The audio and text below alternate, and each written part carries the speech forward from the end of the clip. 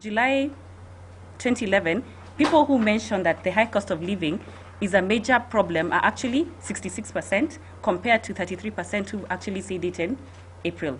This is actually doubling in terms of the weight to which Kenyans are actually giving this problem. The second problem, as per the current survey, is corruption at 10%. And if you look at the margin between the first problem and the second problem, it is a very big margin. And just to explain this particular question, we ask Kenyans to say one single problem, just one.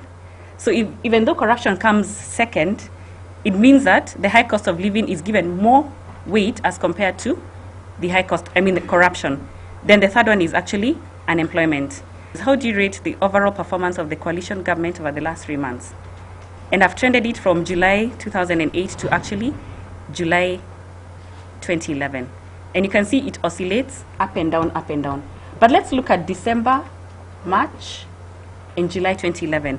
In December, it was actually 65% of the people saying that they approve the performance of the coalition government.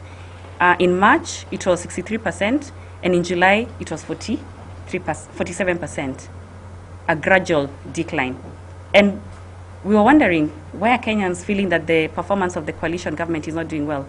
We would link some of these things to things that we are seeing being discussed a lot on the media and various things, and this would include things like delays in the constitution. It could be that Kenyans feel that the issue of the high cost of living has not been addressed to date, and perhaps the term for the coalition government is coming to an end, and maybe Kenyans don't really care how they're performing. Which political party do you feel closest to, if any? 33% say ODM, 23% say PNU.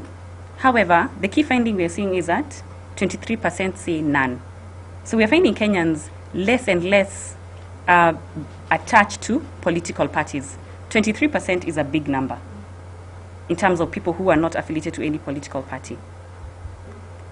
If you look at the trend in terms of political party affiliation, if you look at the yellow line, which is at the top, which is for ODM, in terms of Kenyans feeling closest to that party, there's been a decline. PNU increasing, but not significantly. And none, in terms of those people who are not affiliated to any political party, is actually increasing. Where would you vote for this particular presidential candidate? And we've come up with, not we, actually the respondents came up with quite a number of attributes that they see are important for a presidential candidate. The first one, and this is actually verbatim as per the respondent said, one who has good leadership skills. The respondents would probably say somebody who's visionary, responsible, principled, hardworking, courageous, impartial, authoritative, and so on and so on. A person of integrity, somebody who's not corrupt, somebody who's transparent and trustworthy.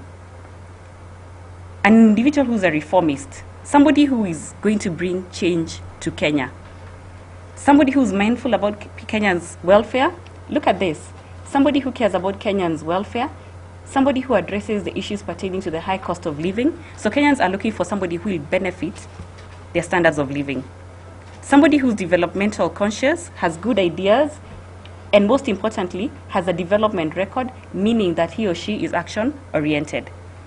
The last one is somebody who's young. Young means not necessarily the youth, but the newer generation of politicians. So quite a number of attributes were listed, but these are the top 6 that we've actually identified in terms of what Kenyans are looking for.